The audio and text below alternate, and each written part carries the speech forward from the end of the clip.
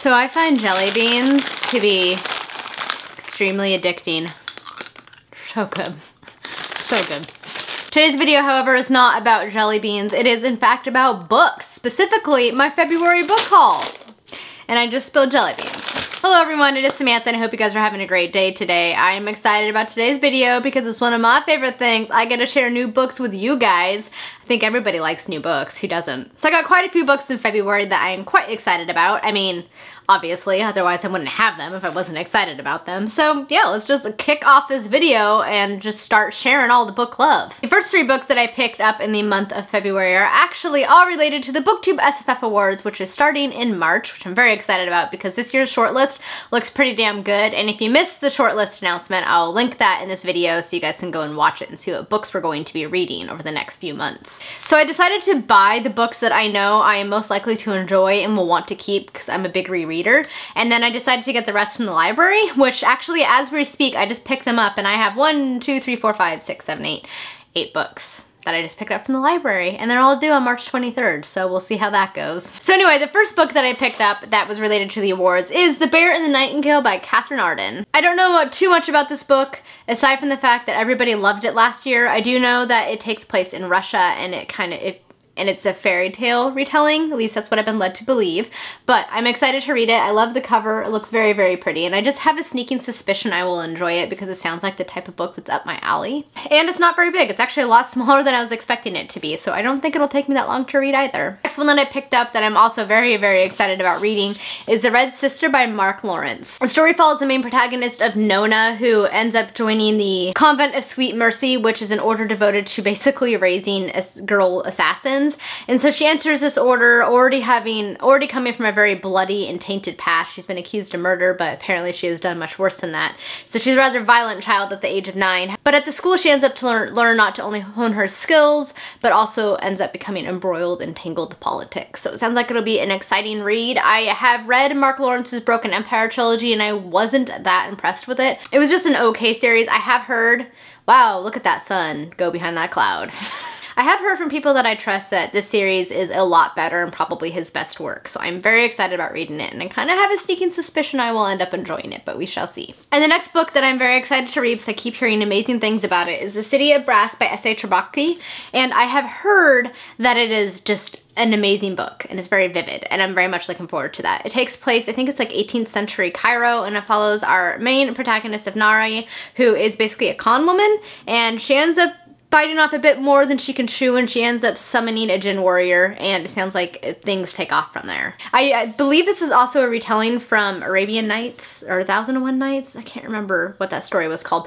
I might be incorrect, and if I am, please correct me, but either way, I'm very excited to read this book. I actually suggested this for my book club pick for March at my work because the theme is fantasy, and so far it's winning, so it looks like either way I'm going to be reading this one fairly soon. The next book was one that I was surprisingly sent by Disney Hyperion. I wasn't expecting it, but it looks like it'll be a lot of fun. And it is Aru Shah and the End of Time by Roshani Chokshi, and this is a new imprint from Disney Hyperion, which is called Rick Riordan Presents. So I assume these are books that he has basically put a stamp on and is like, this is great, read it. And judging from the back, it says it's Sailor Moon meets Percy Jackson, and it's based on Hindu mythology, so it sounds like it'll be a fun read. Plus, I love this cover. It's an adorable cover. I just love it so much. This is a middle grade book, obviously. I'm hoping to get to it soon-ish, and I don't think it'll take me that long to read. I'm looking for some quick reads right now too, so I definitely think this will be happening soon. But this one gets released on March 18th. The next book is one that I have already read, as many of you know, but my lovely friend Jo Lisa, who has a channel, I'll link it down below because she's absolute sweetest person ever,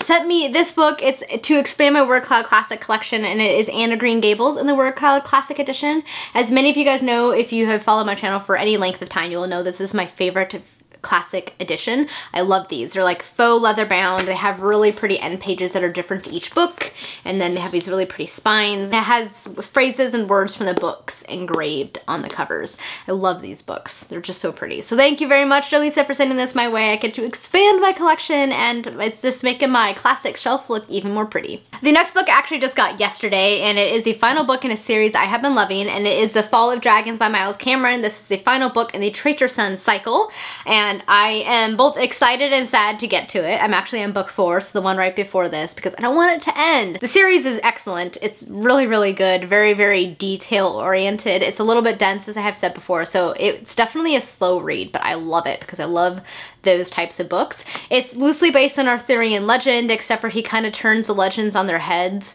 and basically makes it something new, which I really enjoyed. It's definitely the freshest Arthurian retelling I have ever read, and I just love everything about it. There's so many various plot points and political intrigue and manipulation by these godlike creatures going on, and just everything is so very exciting, and I'm absolutely adoring it. The only thing I'm a little bit sad about is that this book is like marginally bigger than the others in the series. So I was a little bit sad about that. I do know that for the most part with UK books, because I got this from Book Depository because I like the UK covers better, that they tend to release a bigger edition and then a smaller edition later on. However, this is bigger than the normal trade paperbacks, because all of these Robin Hobb books are the UK trade paperback.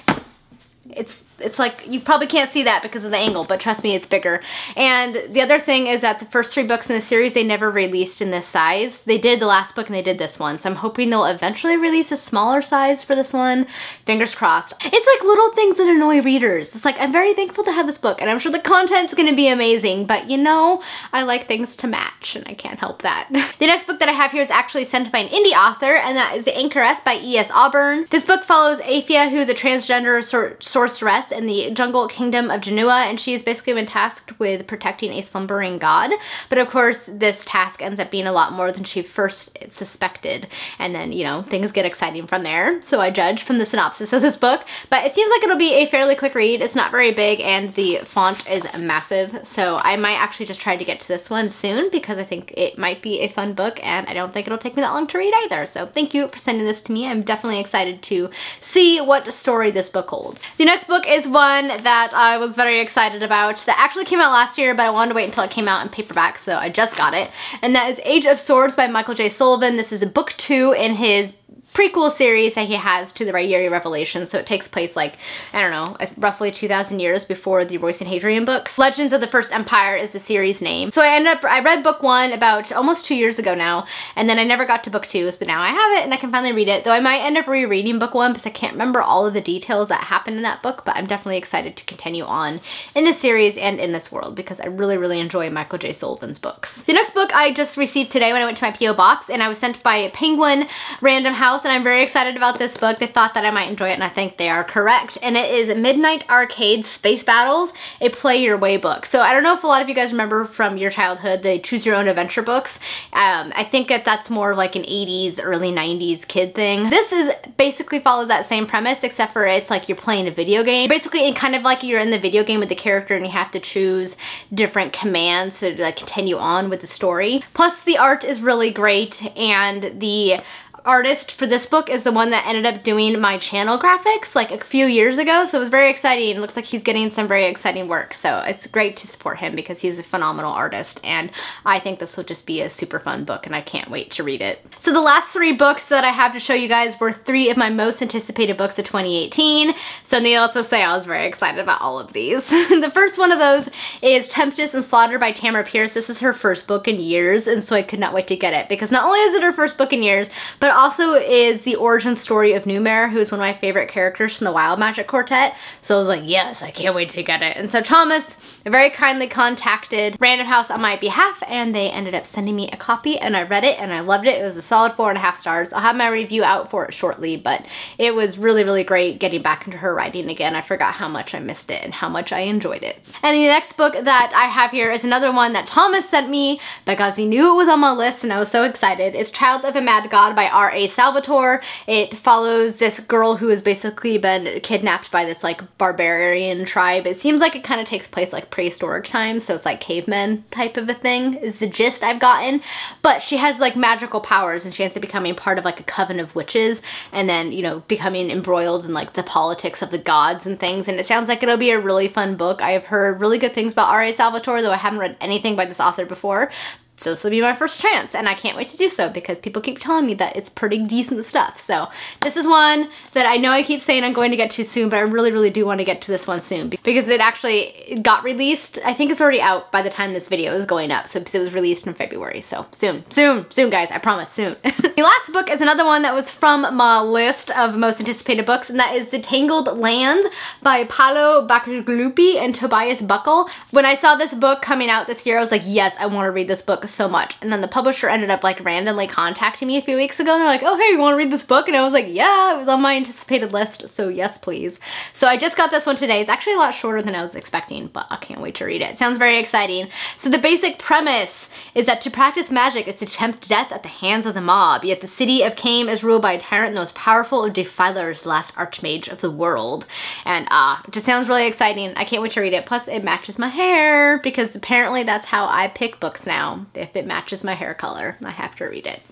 This is another one that came out in February, and I just want to read it so bad. It looks so good. Sorry, I've had a lot of coffee.